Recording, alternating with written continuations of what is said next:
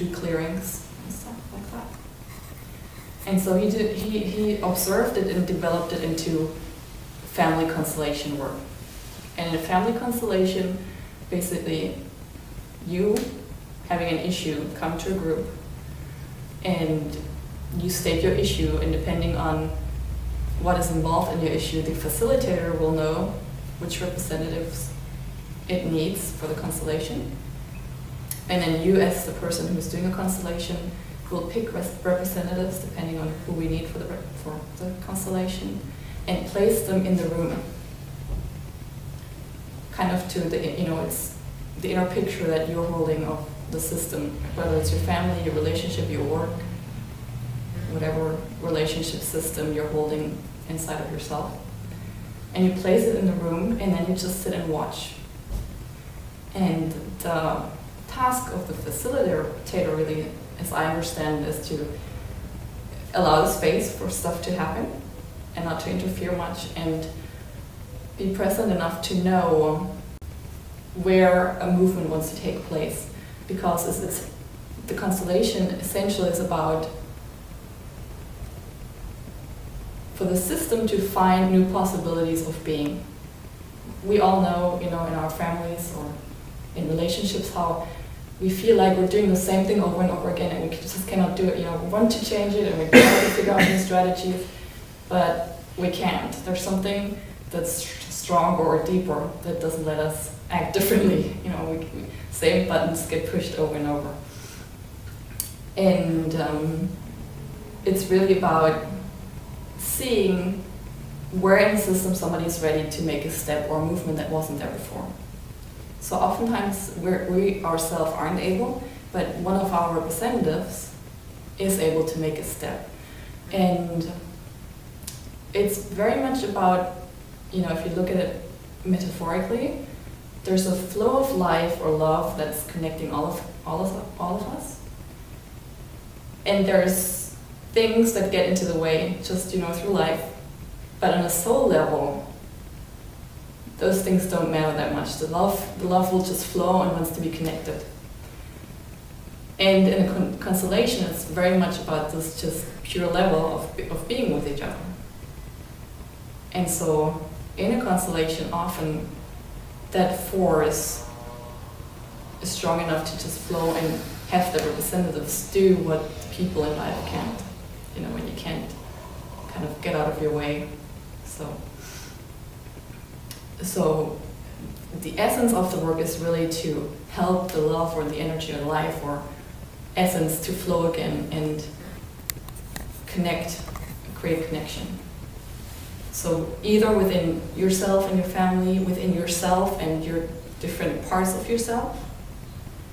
That's where family constellation has headed over the past 10 years, I would say, to look at other ways to apply the same process and do systemic work. So there's family constellation and now also systemic constellation work or movements of the soul, where you basically can look at anything that you have a relationship with and place it in the room, look at it, see it, feel it, and heal it.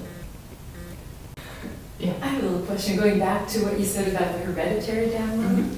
Does that apply when the parent isn't even there, that you're still downloading their emotional responses? It's not the learned behavior probably, but you're still carrying, your father's, you're still part of that system. So you might not have the learned behavior, but you're still part of that system and be influenced in ways that you're not aware of. Is that similar to the DNA that we inherit once we're born? The DNA from both parents are in us, and that's what I think DNA can change. I think you could kind of clear that. Sometimes the DNA that comes through, there's a way of, on a soul level, change that DNA a little bit. I think there's a book I own it. It's How to Heal Through Your DNA. That we carry, we inherit sometimes some awful pain that the parents were going through. We didn't even realize it until we're adults and realize, oh wow. And now there's a certain book that I own that I haven't been reading very much, but it's kind of on that track. I think, you know, the DNA is basically the physical component. There's, the way I see us as a being is there's a physical component, a mental, and a spiritual or soul level. So, you know, the DNA would be the physical component, and then there's, you know, the other stuff. And whenever you change one, you influence the other. That's, you know, they're all connected. And there's a physical, I think a physical result from the DNA, which is called a miasm. Are you familiar with that? That would be maybe a physical problem that you're experiencing, like a hand isn't working today or something like this, a pain. And it was referred to as a miasm. And once you cleared what was going on that caused the physical ailment, because that's sometimes our bodies process pain by a physical problem. It's a good thing that you say that, because there's one more thing I want to say. Okay. Basically, when we leave, you know, when we leave our body and are more in the mental realm, what is left behind is our child, our inner child. You know, the below 7-year-old. It's part of us. And this 7-year-old or younger one is actually what runs our life, because this is what caused us to create the ego structure and, you know, our behavior and everything. So when we have illnesses, when we have accidents, when we have conflicts, when we have drama, that's our inner child, our, you know, below 7-year-old wanting to have attention. So the subconscious, basically, that's running our life, that makes us react the way we react, and where we don't have a choice to just take a breath and respond and, you know, make a choice that's good for us as an adult. The way I do the constellations is that the person who is constellating will state their issue, and it is best if you're as clear as possible, so really to say in 2 sentences what the issue is for you and what you want as a possible outcome. And if you're not there yet, I can help you to formulate that. And then after that, we choose the representatives. And I remember what I wanted to say. As a representative, it's really about getting out of the way and allowing what's happening. It's usually very physical, emotions, strong emotions, or physical pain, or you'll feel like a movement or something.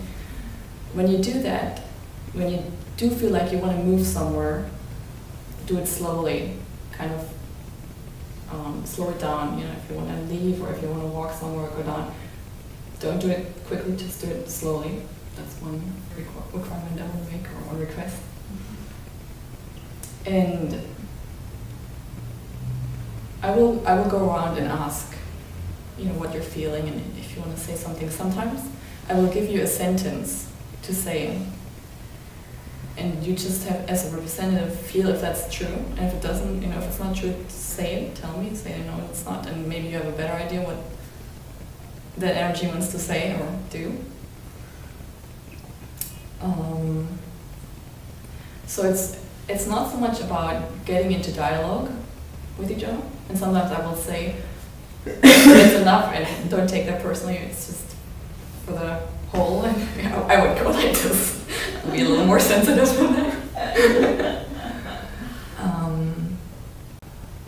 And if something is too intense for you, or, you know, it's always a dance between feeling yourself and allowing the other thing that's not you, that's very strange when you haven't experienced it, because it's sometimes very foreign,